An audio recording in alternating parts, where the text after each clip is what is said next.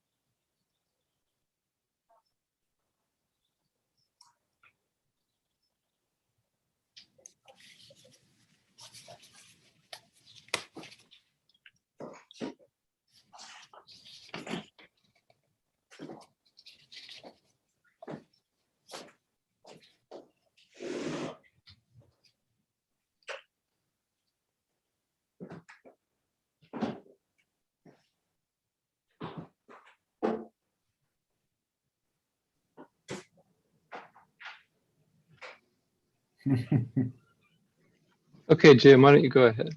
Yeah. Yes, indeed. Well, good evening, friends. Good evening. I'm Jim Lafferty, the Executive Director Emeritus of the National Lawyers Guild in Los Angeles and the host of the Lawyers Guild show on KPFK Pacifica Radio here in LA. I'm also a member of the governing board of the ACLU of Southern California, and I welcome all of you to today's webinar. I'll be the moderator for the evening. Our title is Freedom of the Press, Julian Assange, and the New York Times Problem Explained. It is presented by the Los Angeles branch of the National Assange Defense Committee, found online at assangedefense.org. The co-sponsors of this webinar are the Courage Foundation, Interfaith Communities United for Justice and Peace, the LA Progressive, and the National Lawyers Guild of Los Angeles.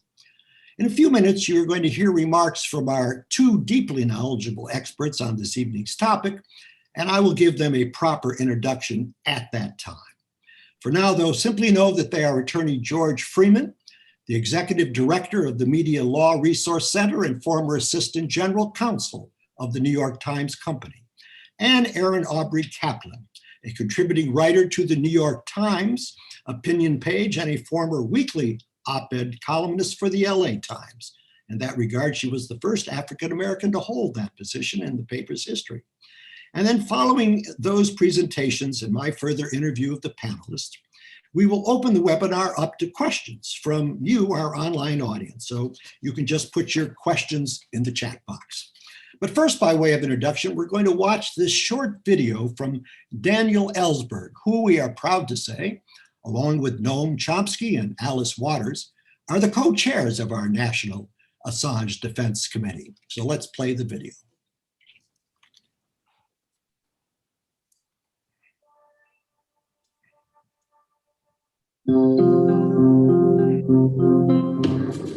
The Vietnam War and the push for US involvement was a result of the Gulf of Tonkin incident. A lie. The Iraq War famously is a result of lies. Wars in Somalia are a result of lies. The Second World War and the German invasion of Poland was a result of carefully constructed lies. That is war by media.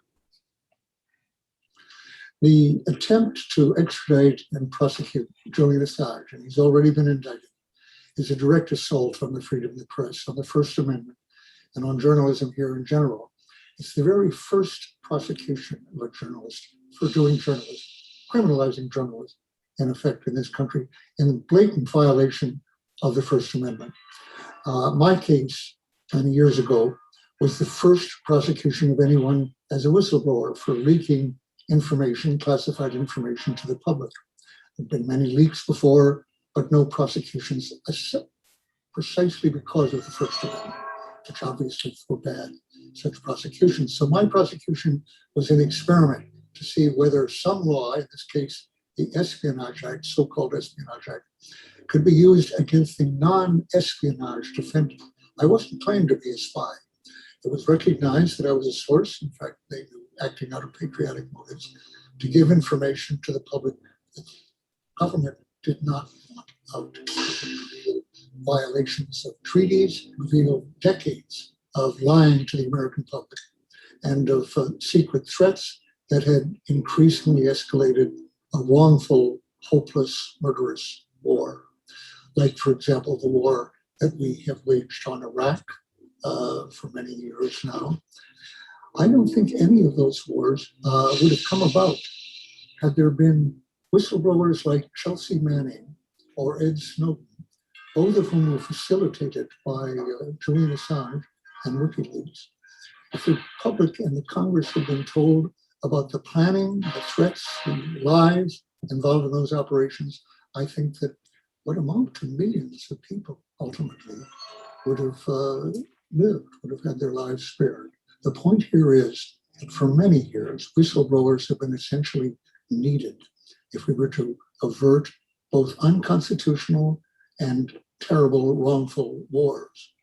Julian Assange set up WikiLeaks in order to facilitate whistleblowers, to facilitate, publish, really, information that governments were wrongly withholding from their public, and it was needed by the public, and he did so. I actually stood at his side in a press conference in 2010 when he revealed the so-called Iraq war logs. Thousands of pages we know now were supplied by Chelsea Manning, but many illegalities, including torture. So a number of governments, Britain, which was a very cooperative partner in this coalition of the willing in aggression against Iraq, it revealed crimes, actually. Not only in the, it wasn't high enough level in the decision-making to reveal how we got into Iraq, but what we were doing when we were there, which involved death squads, assassinations, and torture, widespread torture, was something that our government did not want known. It was a clear revelation of war crimes. And so it was kept classified. Draw a parallel between your experience as a whistleblower, the New York Times as a publisher, and today with WikiLeaks. Thanks to a memoir by Jim Goodale, the then counsel of the New York Times during the Pentagon Papers adjudication, the attempt to censor the press, actually the first time that there was an effort actually to, that prior restraint that would have an injunction against the publication of anything, but in this case, the Pentagon Papers. He revealed that he had known at that time that Nixon, President Nixon, had impaneled a grand jury that was pursuing the prosecution of New York Times journalists like Niels Sheehan and Hedrick Smith. That was very little known up until quite recently. And apparently their lawyer at that time had told Goodale that he fully expected them to be indicted. That would have been the first indictment of a journalist. Now, almost half a century later, Julian Assange is now the first to have actually been indicted as a journalist on this case. And that will mean essentially that we won't have a free press. The public will know essentially what the government chooses to tell them, however untrue and however selective and misleading about its own operations. It's hard to call that a democratic republic. And that's where we're on the verge of achieving right now. The Espionage Act has been an abuse of law continuously since my prosecution, been used against a number of other people, in particular by President Obama, and now by President Trump as many times as in 2 years, 3 years, as Obama in 8 years. This new case would be hard even for this Supreme Court, I think, to see it as other than a violation of the First Amendment. And yet the prosecution itself, even if it fails, is meant to be and probably would be an effective deterrent to investigative reporting in the national security field. So much depends then on preventing or stopping this extradition or prosecution or conviction of Julian Assange.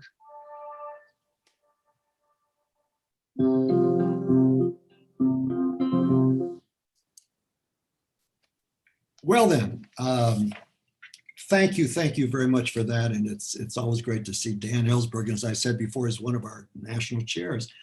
The title, as I said, of today's webinar is Freedom of the Press, Julian Assange, and the New York Times Problem Explained. And I want to be clear, that title wasn't chosen because the New York Times is causing problems for Julian Assange. Rather, it refers to the fact that when the Obama administration was considering whether to indict Assange for publishing leaks of classified information, when the New York Times and other mainstream publications publish such information all the time, that's a problem. And today the problem also includes the question, will the New York Times and such publications still be afforded protection under the First Amendment, while WikiLeaks and other alternative media that publish such information online instead still be indicted? That's the New York Times problem that the government has.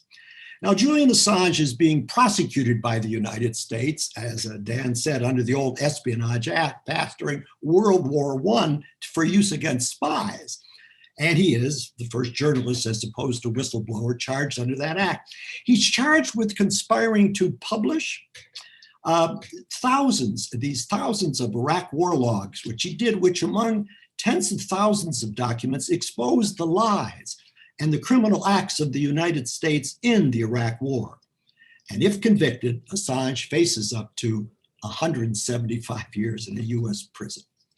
In prosecuting Assange for espionage, the Trump administration dug very deep and came up with a buried subsection of the Espionage Act to prosecute anyone who simply receives, retains, or possesses national defense information, no matter how it may have come into their possession.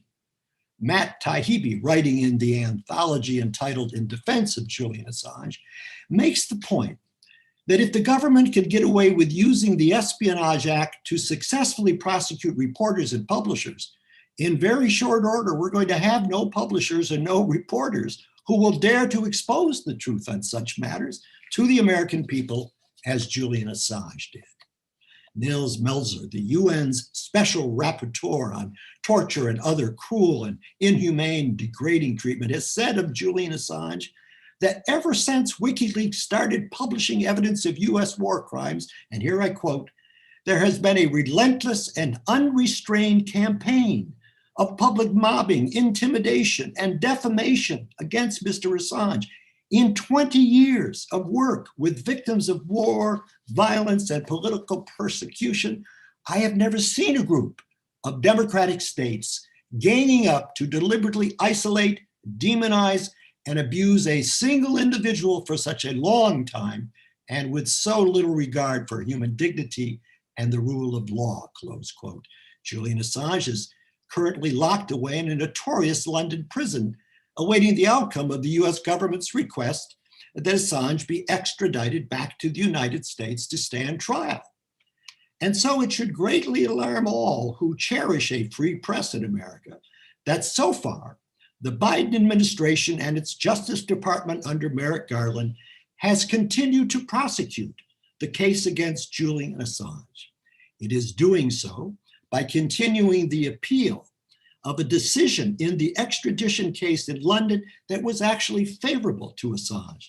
Yes, the court ruled that because of Julian Assange situation, he should not be extradited back to the US. After all, the court reasoned, given Assange's tortured mental state after so many years of persecution, and given that his confinement under US prison conditions would constitute further torture and actually endanger Assange's life, he should not be extradited. Now, I want to mention that the defense in the Assange case mentioned a great number of other, and frankly, more important from the free speech and free publication angle, defenses as to why Assange should not be sent back to this country under this extradition order. The court took actually the least important politically, if you will, and the most personal to Assange reason for not granting the indictment. And while we are grateful for that ruling, we are very sorry that the much more important rulings were not rendered by the judge. The United States government, as I say, is nevertheless appealing even that one ruling. And if they are successful, only then will Assange's defense team have an opportunity to present some of those other defenses that the lower court saw fit not to rule on.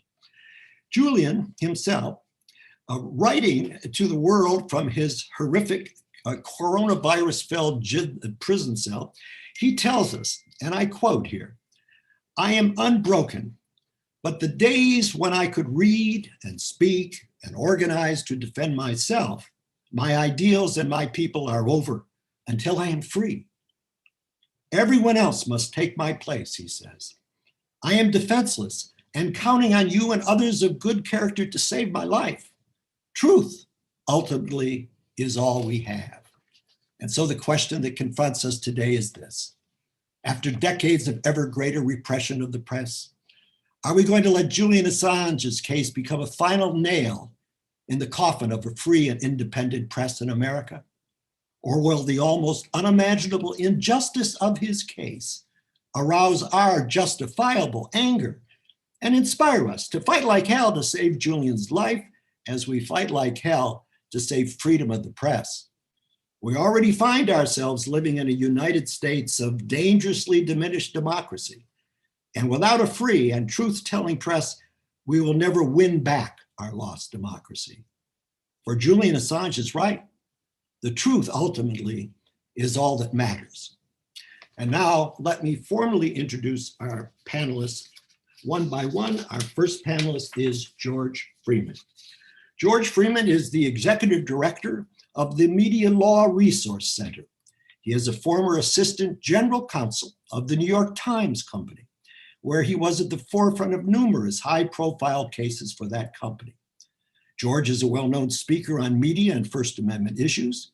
He is the William J. Brennan Visiting Professor at the Columbia Journalism School and also teaches at New York University and CUNY's Graduate School of Journalism. He has led or participated in many media groups and is the founder and co-chair of the American Bar Association's Forum on Communications Law, their annual conference. George Freeman, it's a pleasure. We thank you for being with us. Please. No, I cannot. Thank you, Jim. Yeah, there we go. The easiest way to begin, I think, really is to just say a few words about Dan Ellsberg, who we saw looking very young and sprightly just a few minutes ago. Yeah. Because really, I mean, the granddaddy of them all in this instance is the Pentagon Papers, which happened to have been just exactly 50 years ago. In fact, I think it was 50 years and maybe 3 or 4 weeks that he met with Neil Sheehan and essentially transmitted the Pentagon Papers to Sheehan, who was a Times reporter. And in a 3 or 4 month period, while the Times went through all those documents with painstaking care before they were published in June of 1971. And the decision by the court, I believe, was the first day of July. So this is all exactly 50 years ago this spring that this took place. But Dan really acted with incredible courage and morality in basically knowing that his freedom would be taken from him and that he would be really sentenced to, I think it was ultimately 117 years in prison, if he were convicted, and he understood that the odds were overwhelming that he would be convicted. But yet he did that because he really felt a moral obligation to stop the Vietnam War and to save the lives of Vietnamese and Americans both in that quagmire 15,000 miles away. Fortunately for him, the Nixon administration overplayed its hand as a forerunner of Watergate, and the case against him, where he really was kind of a dead duck, was thrown out for prosecutorial misconduct. The main element of which was the Nixon plumbers sneaking their way into his psychiatrist's office to get dirt on him, something that really wasn't terribly necessary for the case. And secondly, which is less known but still true, there were two discussions between Nixon top aides and the trial judge, inquiring whether the trial judge might be interested in the job of director of the FBI after J. Edgar Hoover either retired or died. And for the conglomerate of those reasons, the judge threw the case out. And Ellsberg told me that it was the happiest day of his life, because he otherwise knew that he was in big, big peril. So just a shout out to him, because that's really how we got started down this road, obviously. In discussing the Assange case, I think it's really important to look at it in two different ways, because it really creates two different claims, two different issues. One is, and this is what the original indictment was about, was he in bed with Chelsea Manning in terms of hacking, in terms of getting government materials out of the government, which is a crime. And to the extent, whether he's a journalist or not, and there's no real definition of what's a journalist, so that's an unanswerable question, and the law doesn't require an answer to it. But for a journalist generally is not going to be involved in the hacking, in the stealing, in illegal activity to get the documents out of the government.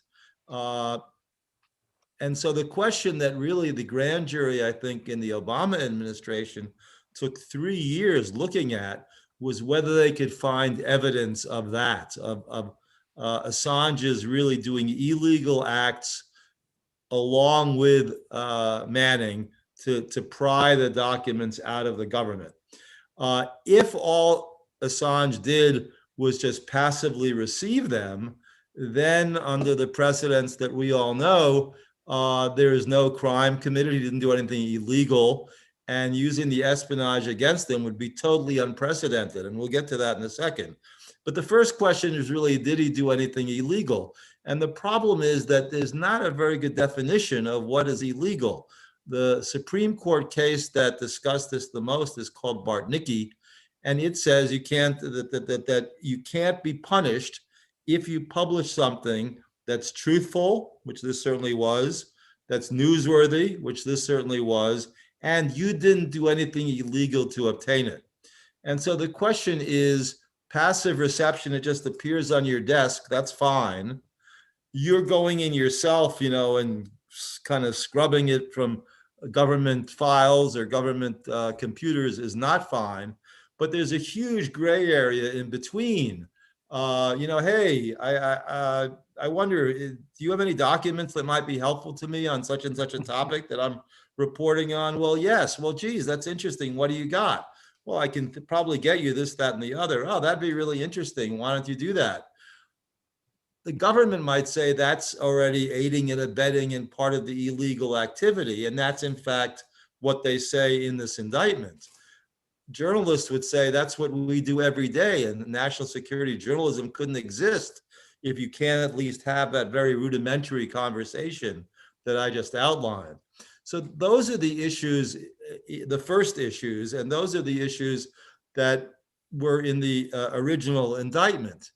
Then came a superseding indictment that included 3 more paragraphs that basically didn't make claims along those lines, but said something really far starker and more unprecedented. And that is that just publishing alone, even if you didn't do anything at all to help obtain the documents, but publishing alone would be enough particularly if those documents ended up causing harm.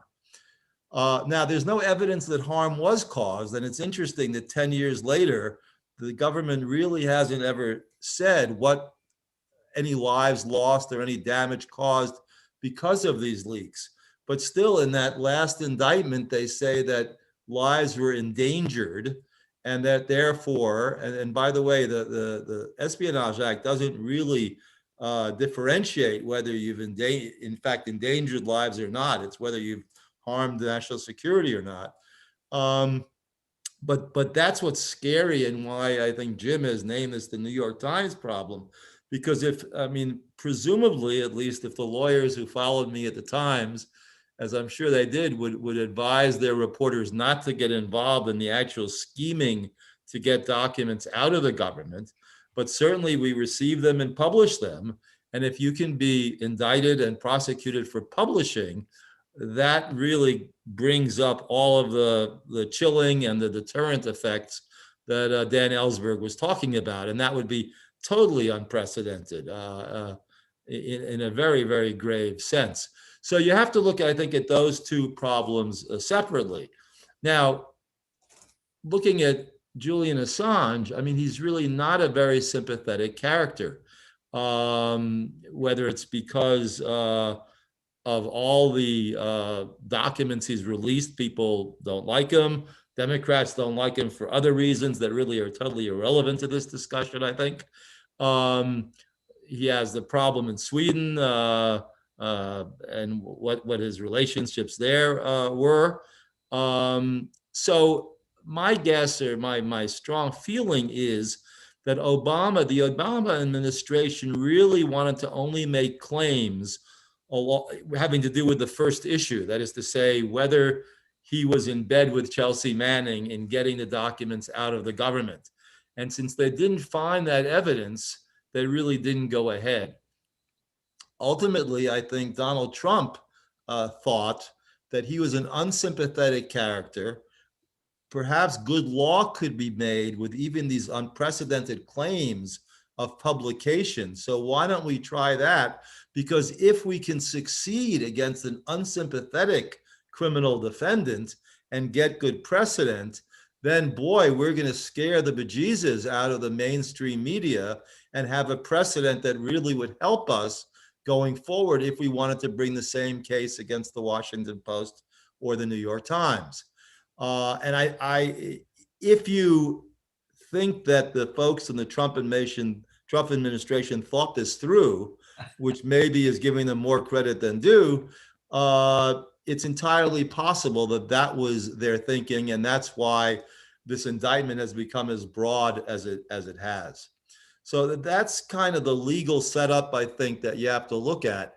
And on that score, there really is no precedent for guilt for just publication of national security sensitive documents if you had nothing to do with the obtaining them. And that's because the legislative history of the Espionage Act appears to be aimed at spies, not against mainstream media who are just carrying this information and giving it to the public.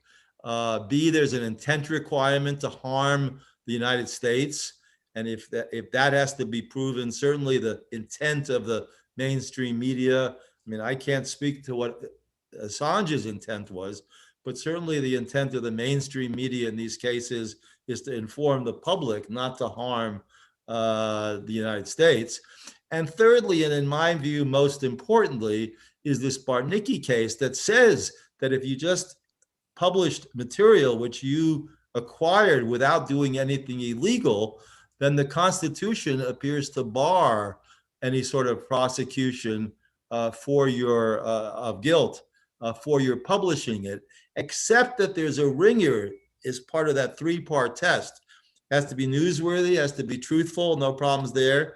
You can't have done anything illegal, no problem there if you just look at the publishing prong. But then it says, absent the government interest of the highest order. And we don't really know what that means because that's never been interpreted, because in the cases such as the Bartnicki case, you're dealing with one person's phone tapping or naming of a rape victim or naming of a juvenile delinquent. And those sort of things really are not government interests of the highest order. But one could certainly see a Supreme Court or any court that's loaded with conservative or Trump type appointees finding that this does come under that exception. And that really would be the jeopardy here of how a case like this could be lost. I think justices who would be more First Amendment friendly would somehow not view this as meeting that exception. But that's actually where this case would go if, unfortunately, it ever reached a high level in the United States many years down the road. So that's the kind of the legal setup that I would frame for the discussion we're going to have tonight. The other thing I would mention, though, is that we've lived with this Espionage Act for over 100 years now. And really, it's somehow, amazingly enough, as badly written as it is, and as rarely until the last few years as it's been used, it really has worked pretty well. There's a kind of a balance between the government and the press that's worked, and everyone respects the possibility that something bad might happen to them if they use the Espionage Act.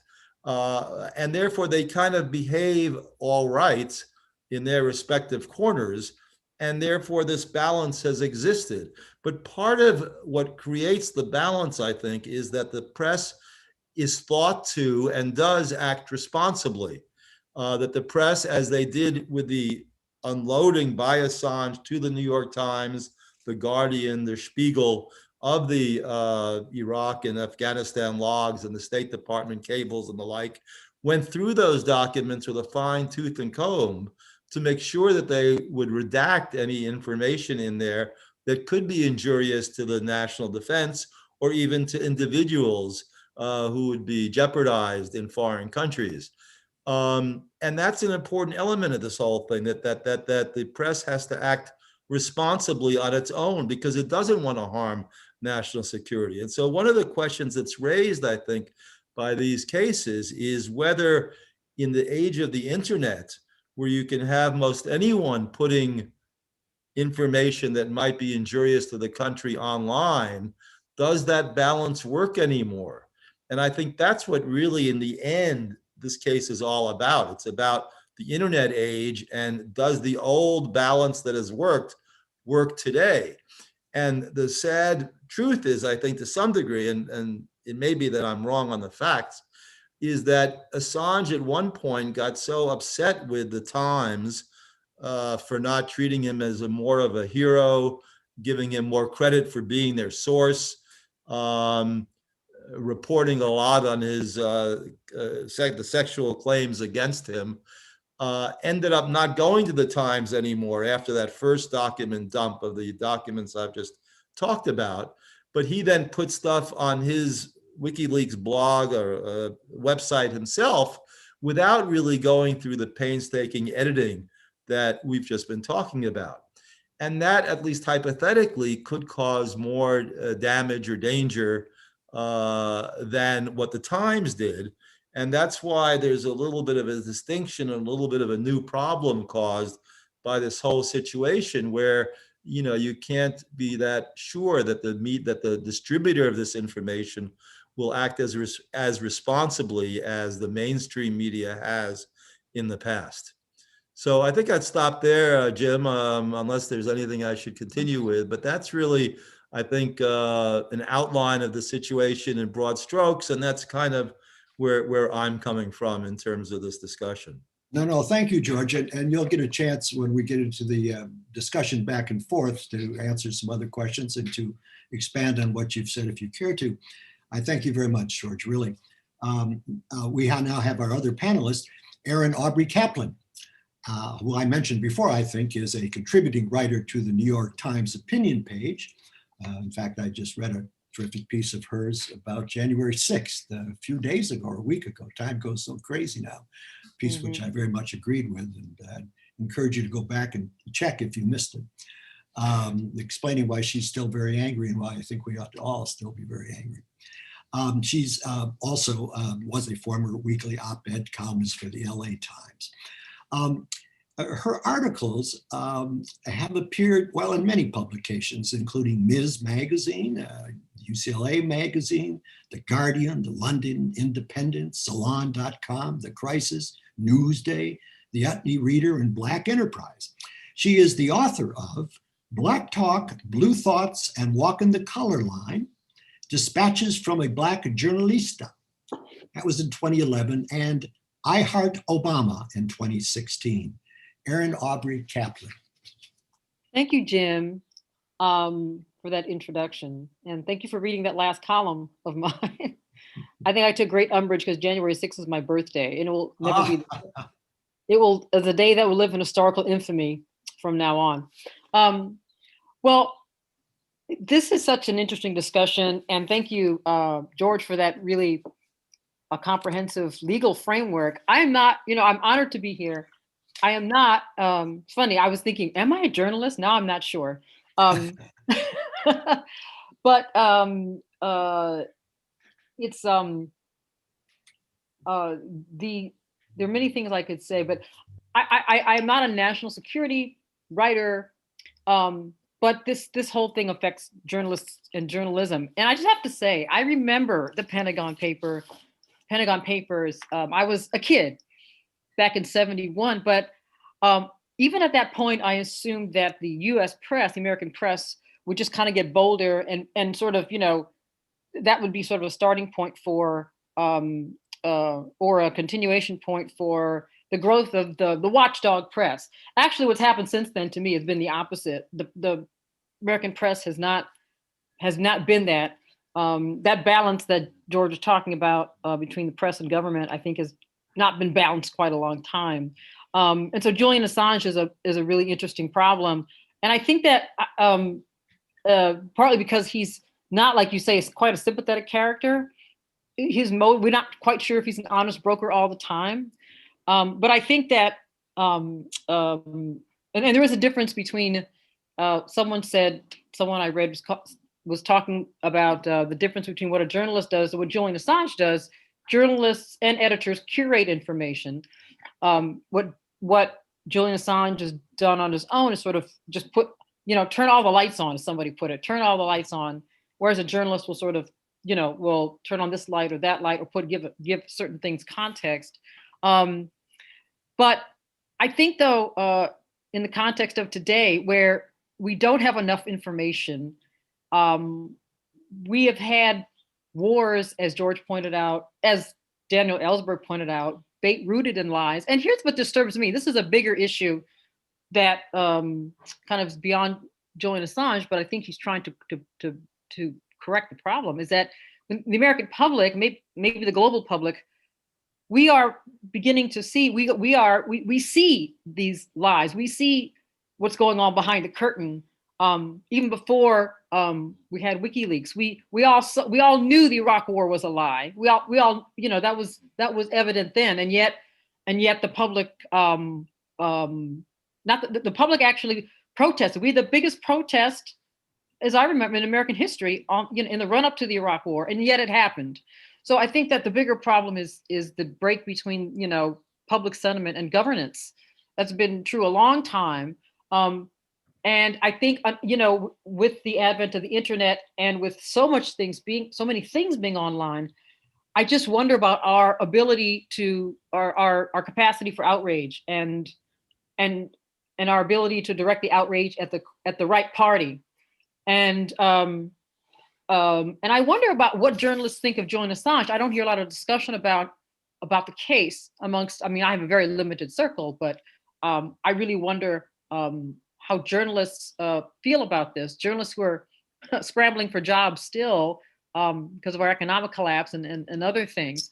But it is an amazing act of courage to kind of sacrifice your life, no matter what your personality is. I think of Edward Snowden as well, Chelsea Manning, Edward Snowden. That kind of sacrifice, that kind of feeling is it's important enough to put the information out there, no matter what the consequences. I think that's a remarkable thing that I don't see too much of in our times. And there is this question about whether Julian Assange collaborated with Chelsea Manning, but I think that just the public's right to know is been abridged so much that I do see Julian Assange as heroic, if not exactly a hero. So I don't have too much to add, because really George did such a thorough job of kind of presenting all the, the situation. But there's something very tragic about it to me. I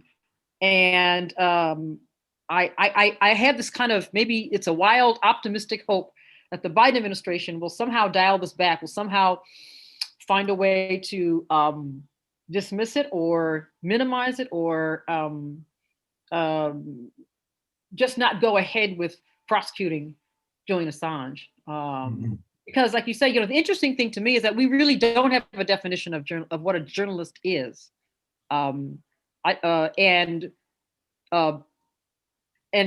that hasn't been addressed much at all, unless I'm wrong, unless there's something I'm missing here. Something that kind of surprised me in researching this topic, that we don't really have a definition of the press, even though the press is protected in the Constitution, right? And that's really changed because of, change. And the definition of journalism, the definition that we never had, has been further muddied by the fact that anyone, sort of sitting in a bathrobe in front of a computer can be a journalist. I'm not being funny. So, all these things are questions that really are big questions that we really need to answer going forward, because I think, this is the first time, I guess 2010 would be the first time since 71 that this whole issue of the press putting out this kind of information came up again.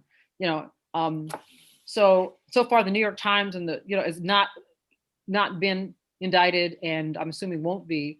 But I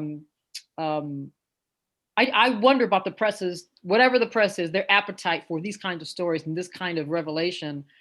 My experience in the last 30 years is that there hasn't been a whole lot of appetite for it.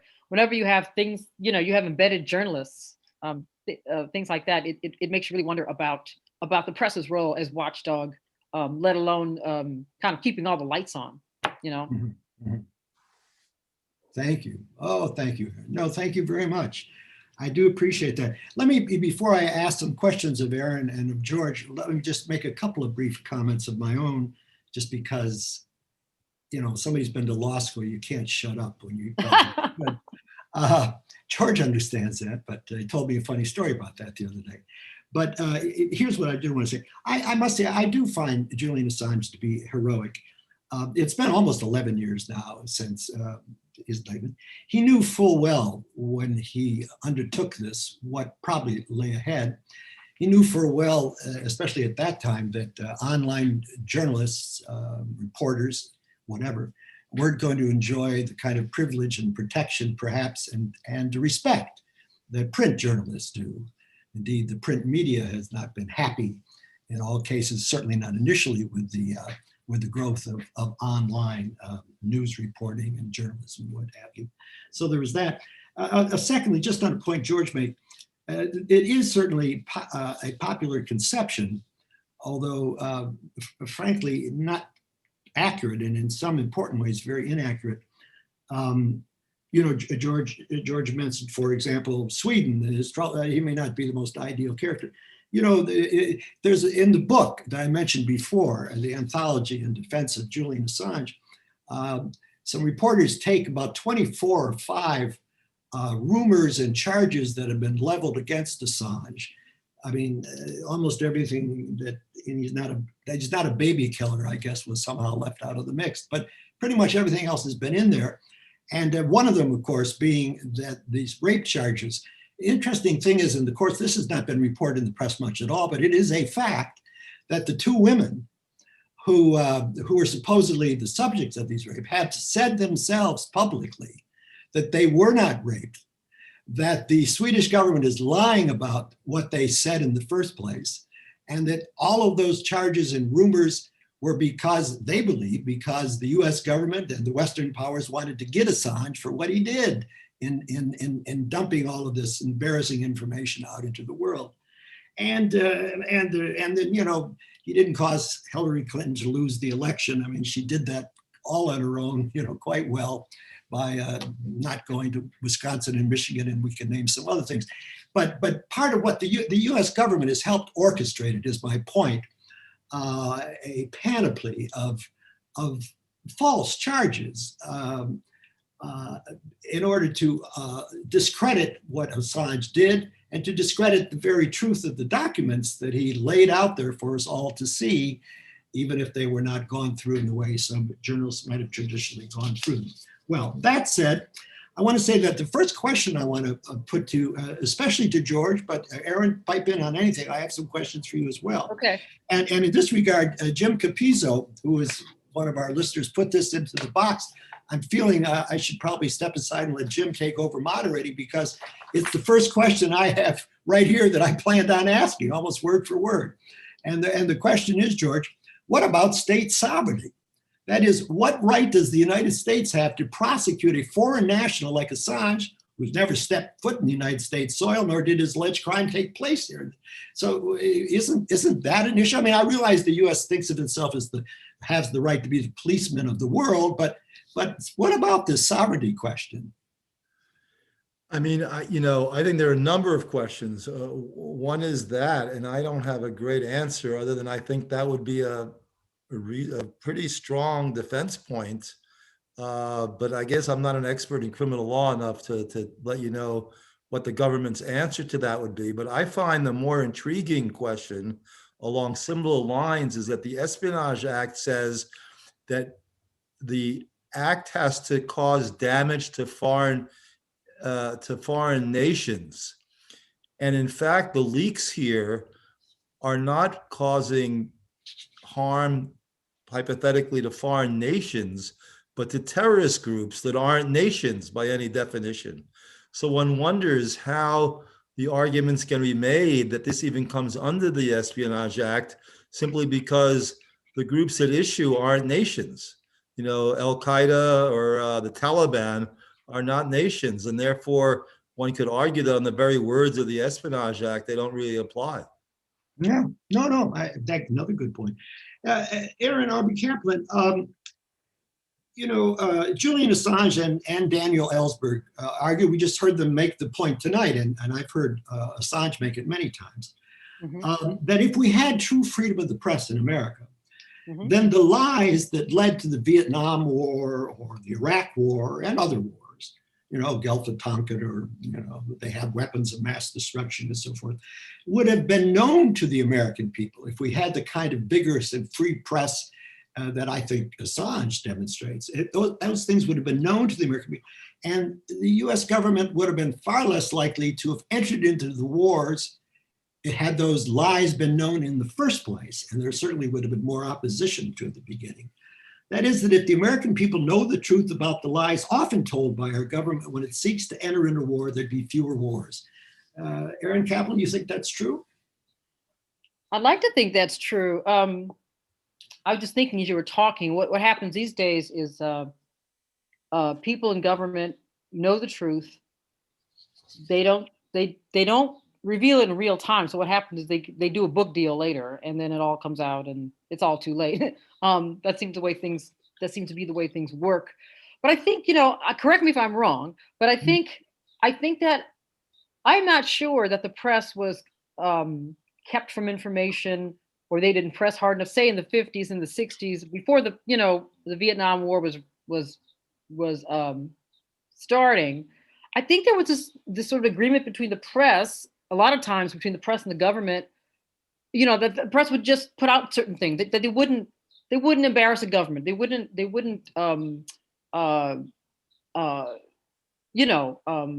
oppose the government publicly. I'm not saying that, I wonder about that because it was a different era. And I think about FDR. I think about how the press kind of made sure to put out images of him not as a disabled man, but as like standing up. Like that's almost not like celebrity press, but almost. And I for me, like I said, I thought that all sort of changed dramatically in the early 70s with before Watergate, with the Pentagon Papers. And the press suddenly found its voice or found its role as the watchdog of government. I'm not sure that existed or that was really a part of American culture before then. And you could take issue with me, but it seemed to me that there was this understanding, and I'm sure there are individual journalists who did not feel that way. But for the most part, the press has had been pretty cozy with government, correct? And that culture didn't, it took a while to change. And I would argue it's still not, it's not completely changed, particularly now in the era where journalism is no longer privately, well, it was privately funded. Now it's sort of, because the revenue model is broken apart, and you have nonprofit news organizations, which are different and more obviously reliant on foundation money, et cetera. That's part of the problem too. But principally, I think that the relationship that the press has always had to government is really key. And I don't know if the press has just actively decided not to put out certain information, or to look the other way, or to just sort of be the sort of silent booster of the U.S. government. Let me speak to that for a second. Please, George. I think, Aaron, hold on. I think you got but I wonder if that's the problem. Go ahead. Hold on just 1 second, because you're kind of like you'll come back in a second. Go ahead, George. I was just going to say, Aaron's really totally right. I mean, the whole relationship between government and the press changed in the early 70s because of A, Vietnam, and B, Watergate. I mean, that's clearly true. And in fact, apparently in Vietnam, I mean, there was something called the 5 o'clock follies, which is when the top brass gave press conferences to the press, and the press just laughed because they had been out in the field. They saw how terrible that everything was. And then they came back to Saigon, and in this press conference at 5 o'clock every afternoon, a rosy picture was painted, and they thought it was a joke. This is why the press conference was called the 5 o'clock follies. So that really started the lying and the understanding that they were being lied to, all exacerbated by what happened in Watergate. When I was at the Times, and I was there for 30 years, from 1981 to 2012, basically I wouldn't say the rule, but the guideline is that we publish anything, even if it embarrasses the government, even if it's awkward for the government, which I think the Assange disclosures were. But that's not a question. As to stuff that really could harm the national defense or national security, what the Times at least demanded was an explanation from high-ranking people in the government, not middle-level managers who are trying to cover their ass, but really the top people, explaining to the Times exactly what the jeopardy was, specifically, not with general, cliches, but really specifically going through that.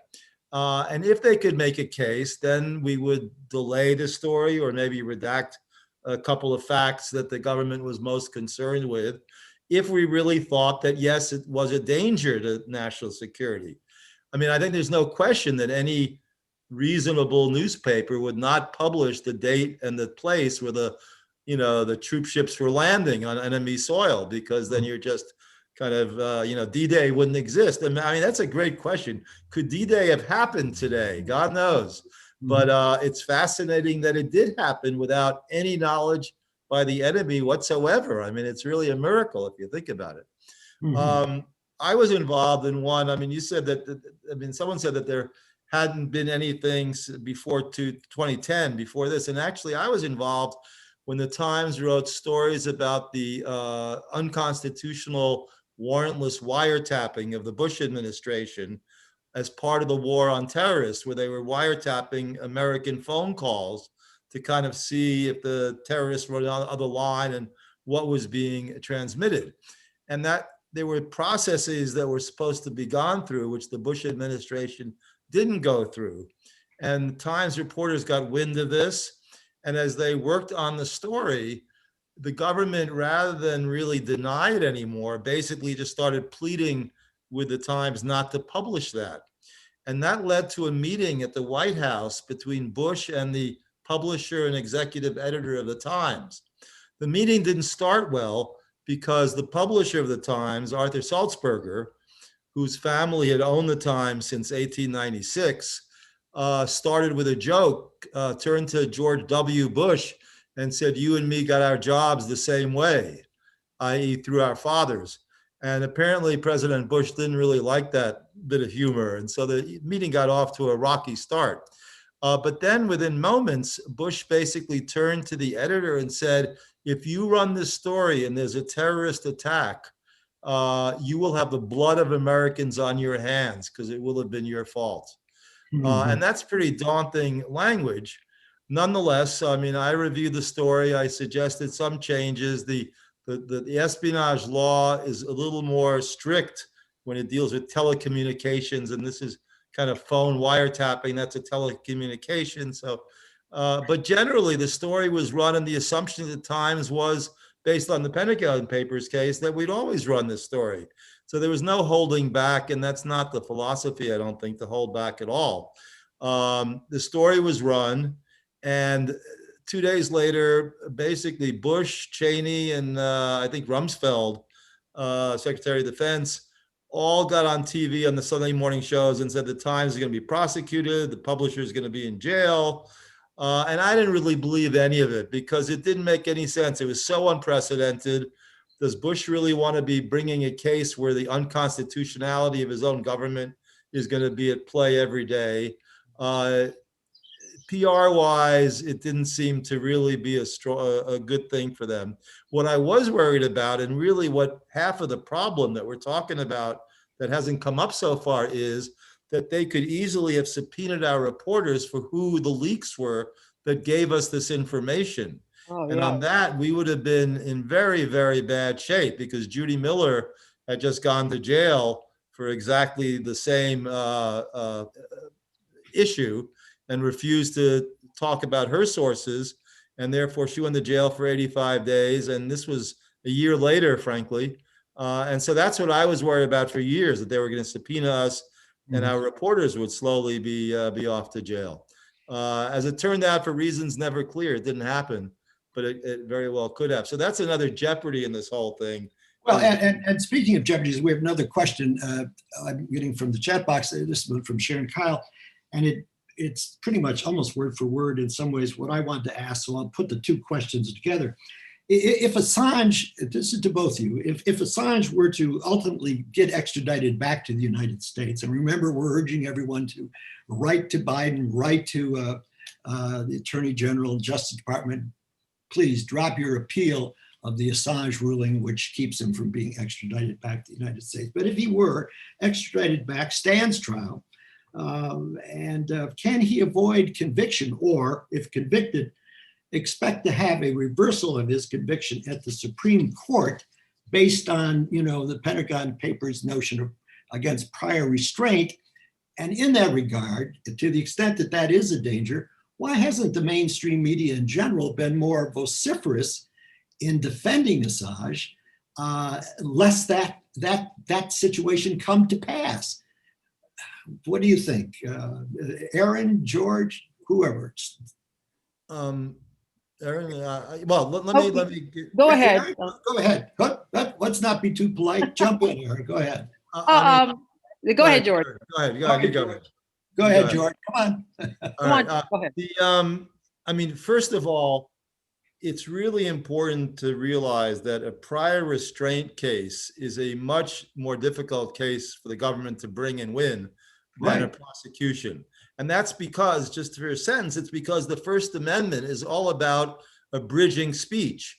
And if you're punishing speech, you're not really directly abridging speech. So a prior restraint goes directly against the words of the First Amendment. A prosecution is something different. And the test for the government is still going to be pretty hard. Did you, under Barnicki at least, was it truthful public interest, and did we do anything illegal? Now, the question really is, what is this court going to do? And I can't say I have great feelings about this court as it's currently constituted. I'm more optimistic about the Biden-Garland administration, because both of them have said that they don't want to put the press in jail for doing what journalists do. And I think in this case, in the end, whether or not Assange is considered a journalist, in this case, he pretty much did what journalists do. Yeah. He got information. He didn't himself do anything that seemed to be clearly illegal. And so I think that if they live up to the word that, journalists should do what they do, somehow they'll see a way not to prosecute this case to the end. And Lord knows, you said, well, why did they then even appeal the extradition? Yeah. And it may be that, the decision against came, I think, at the beginning of January, before the inauguration even. So it may be that the ball was just rolling in that direction already. But I would really think there's a decent chance that somehow along the way, they will get off this train and not really further this prosecution. I think there's a pretty good chance of that, and I'm hopeful that'll happen. All right, if I can, Aaron, just in the interest of time and everything else, let me put the question to you a little bit differently so that it involves another element I'd like to hear from you on. I asked the question about, given the consequences of Assange ending up in jail at any point in this, ought to scare the bedickens, it would seem to me, out of serious journalists and major mainstream media who, to the extent they want to publish the truth. I mean, it's interesting that Manning first actually took those Iraq war logs to the New York Times and the Washington Post. They didn't publish them. They published about them then and contents of them once Assange had done it on WikiLeaks. And you've both talked about how the oppression of the press, the repression of the press, and of course I would add to it the growing monopolization of the press, big corporate, control of the press. You would think the press, as I say, or journalists at least, would be more outraged about it. And then I want to just add a little fillip for you, Aaron, because of your experience. Your father, I remember, was the, I guess, editor, founder, the guy that ran certainly the LA Sentinel, a black run paper read widely in especially in the minority community here in Los Angeles. All of this, what's happening with the press, the monopolization of it, the clamping down on people. There's been a lot of whistleblower charges that have been brought under the espionage in recent years again and so forth. It would seem to me that the mainstream journalists should be frightened about this, should be supporting Assange more than they have been, frankly, and that especially minority newspapers and outlets should be, and I've found precious little in the black press, frankly, in America. So your thoughts about that now, I admit, rather broad, open-ended question. Yeah, sure. Wow, well, this is all complicated by the fact it's 2021. 11 years ago feels like many lifetimes ago. Mm-hmm. Things have been, first of all, I will say things have been really, first of all, I would say the press, in addition to being downsized and all that, it's been demonized. I mean, the press now, thanks to Trump and his 4 years of nonstop lying and demonization and gaslighting, the press has been demonized as, against the people, right? Sounds ridiculous to me and to all of us here, but the press has been relentlessly attacked, especially the New York Times, especially the Washington Post. And that just, it complicates the problem. And at one point, I remember during Donald Trump's first campaign, didn't he say he loved WikiLeaks because he was he perceived WikiLeaks as being on the side of his campaign. Yes, and well, that's sort of an aside. But I think the mainstream press has, they've weathered this complete demonization, enemy of the people, the enemy of the people. Might be why they're backing away from, or just being sort of silent on the Assange case now. Mm-hmm. And as I said earlier, I really think the press became more concerned over the years since the early 70s with access, right? Not so much holding the government, especially the military, to account. I just think that I don't think that's what they were doing. I think they were taking the 5 o'clock follies seriously. They were, sort of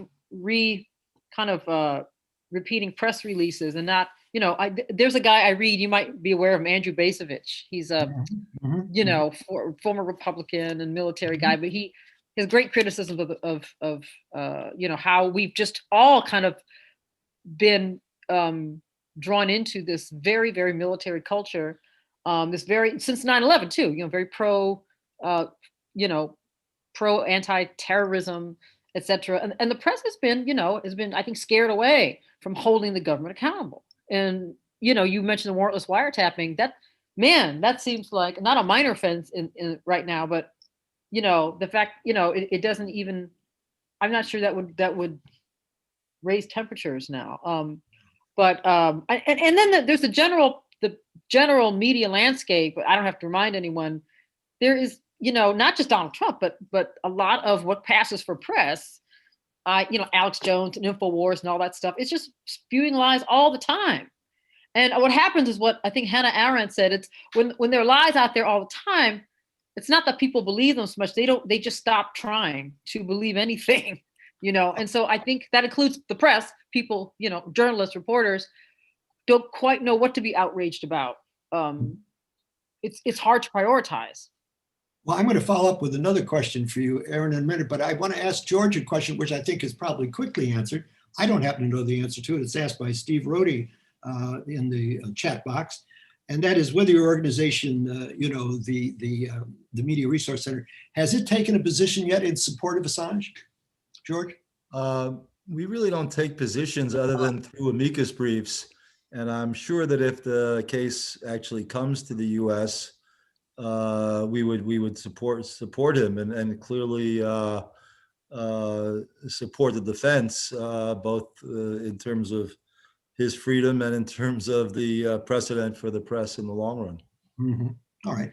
And Aaron, could you expand a little bit on what you see as this the problem of access and how the firing of so many reporters, some of that in the name of economy, but who knows, the firing of so many reporters affects the quality of what is now reported?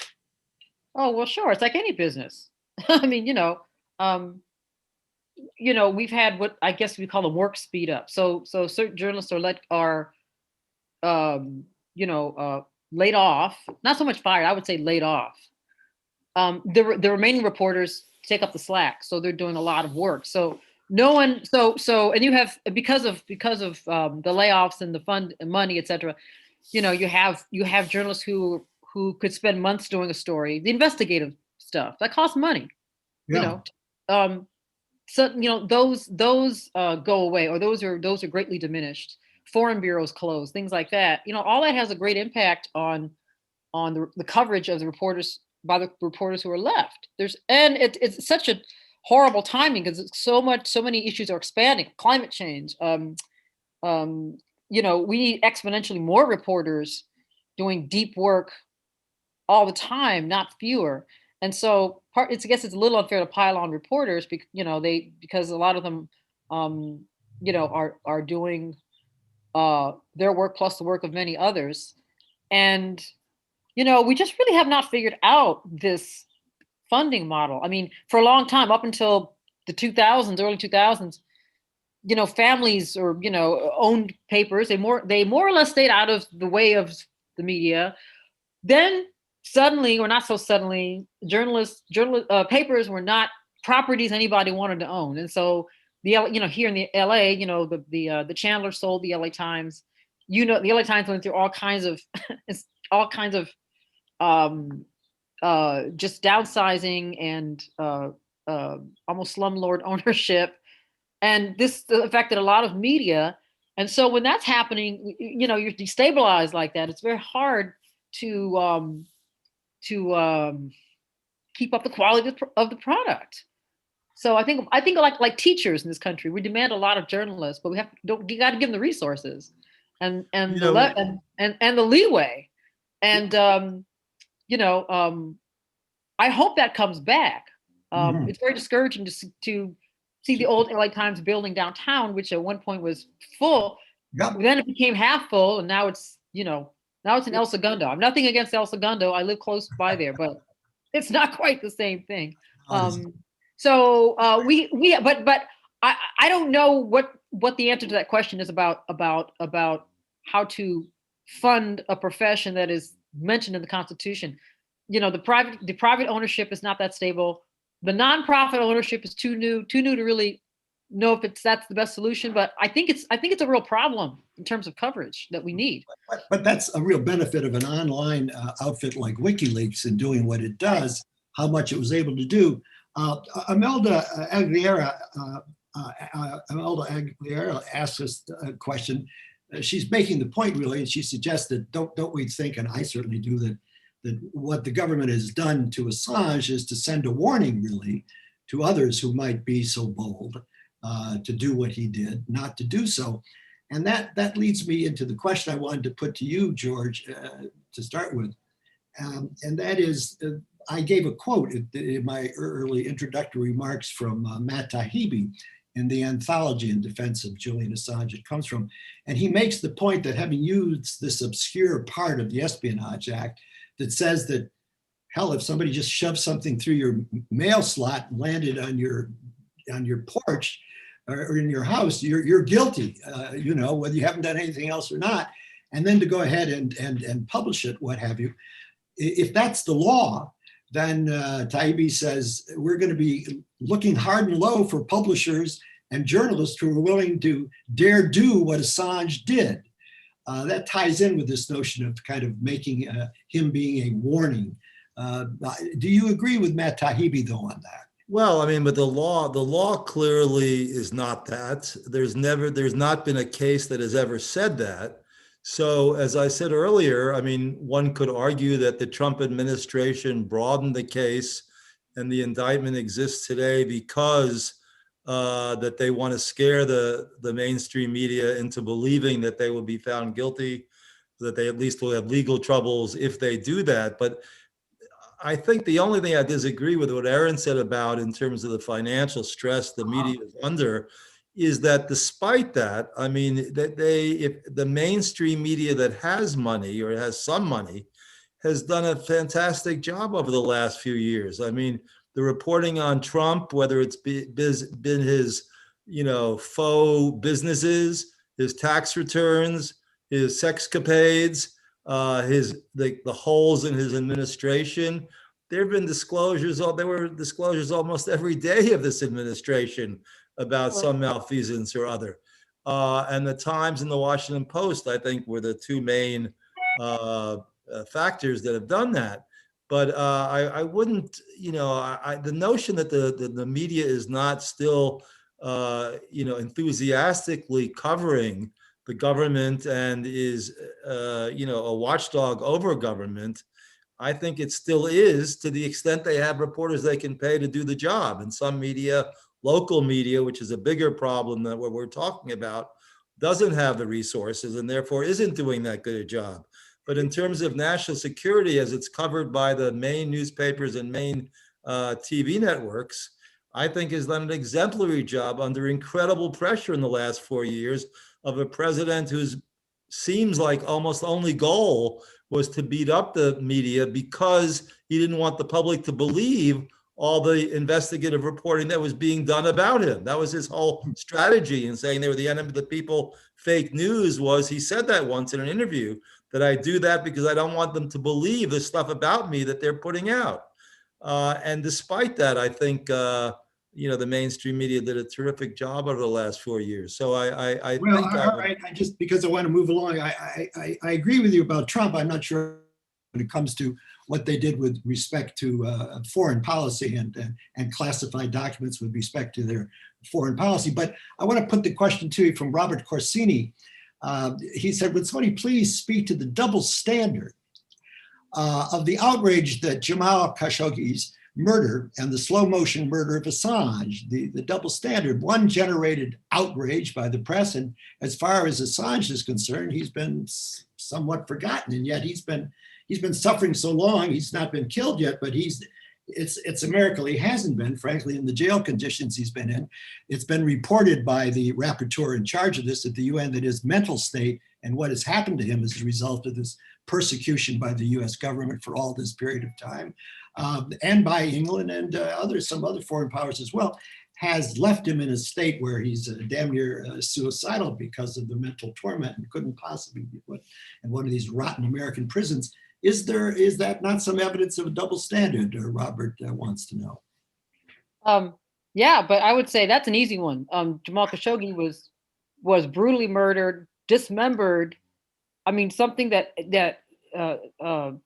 you could not help be shocked by, and it was so clearly retaliation and so dastardly that it caught people's imagination. I think the kind of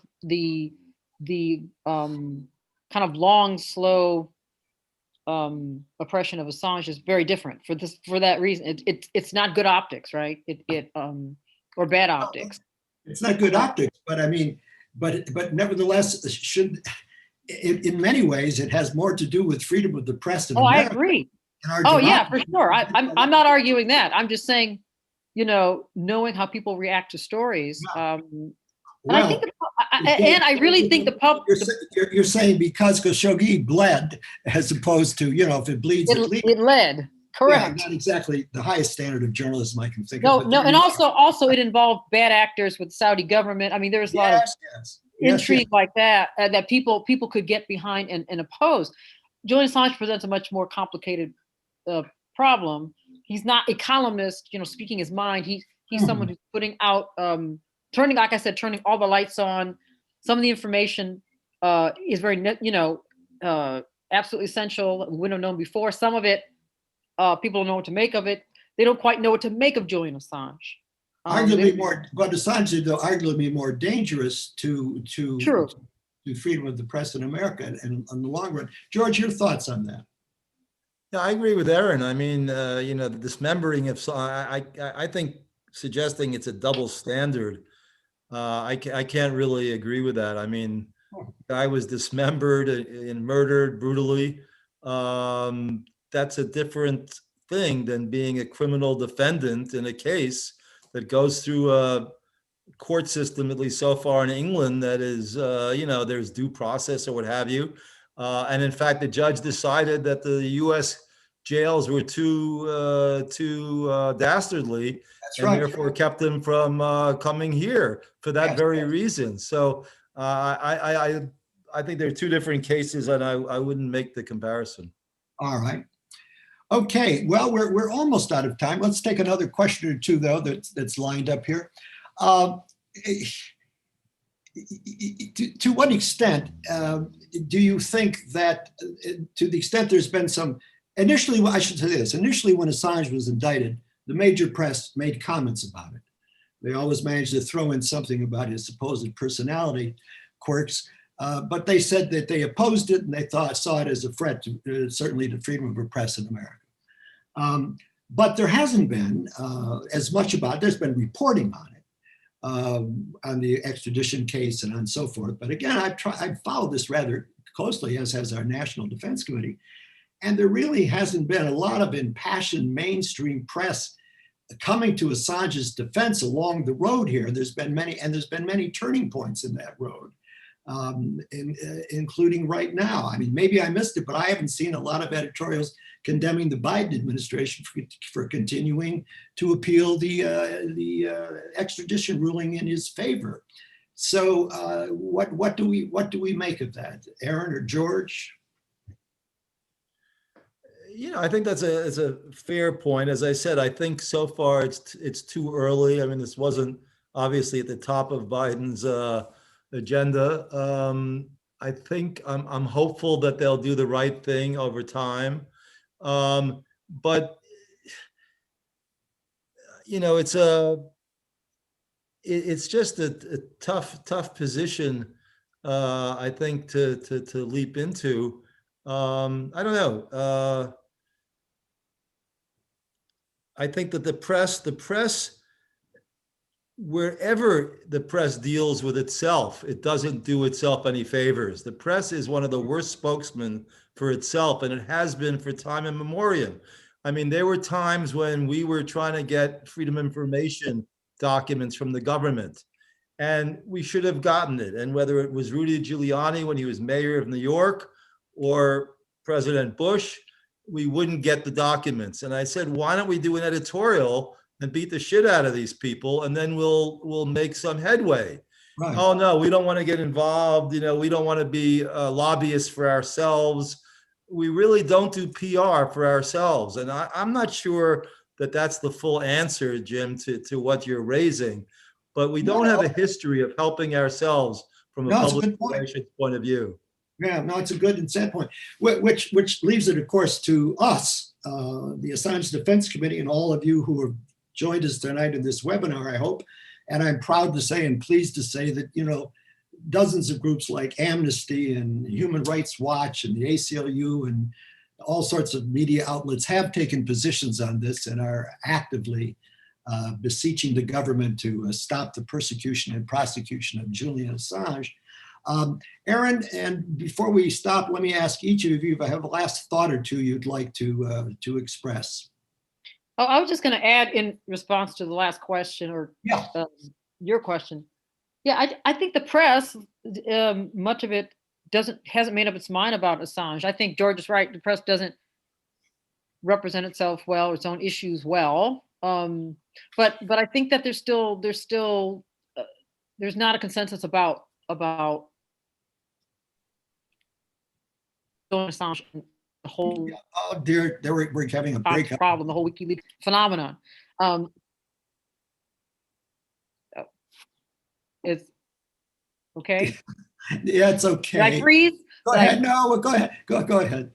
No, just to say, I really think the mainstream press here there's not really consensus about whether it agrees with Assange, or whether it agrees with WikiLeaks, whether it's anti-government or you know, pro public's right to know. I mean, it's you know, it's a mix, and so I think the press is sort of as confused as most Americans about it.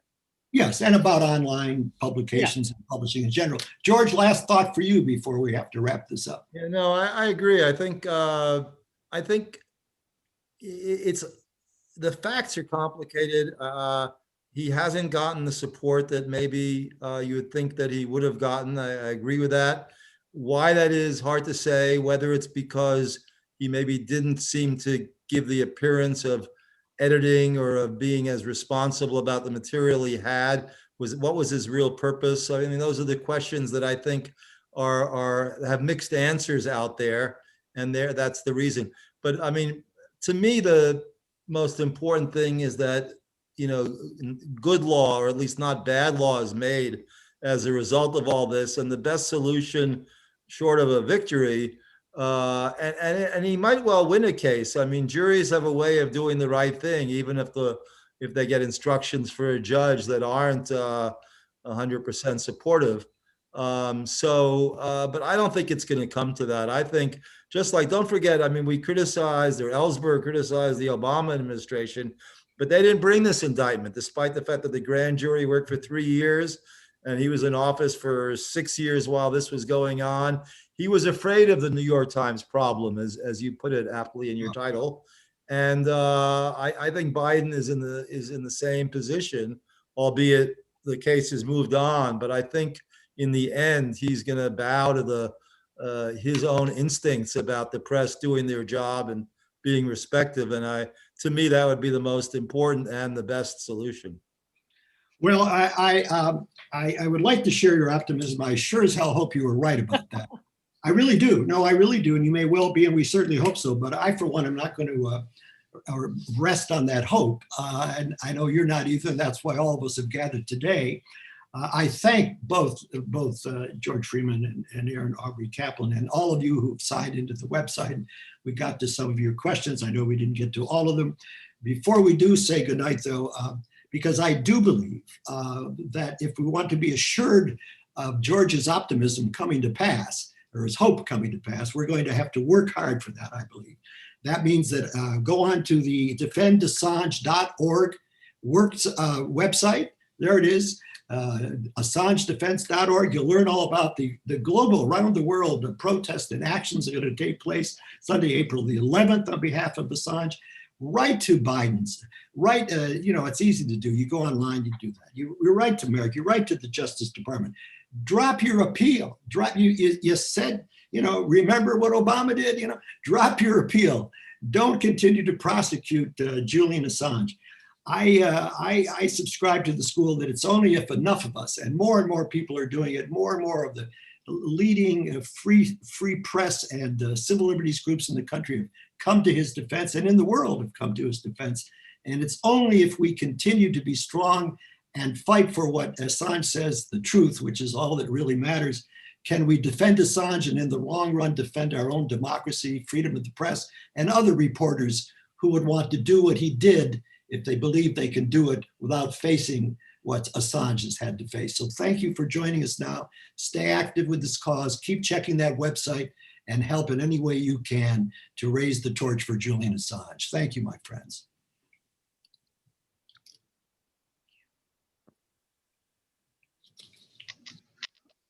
All right, thank you, everybody.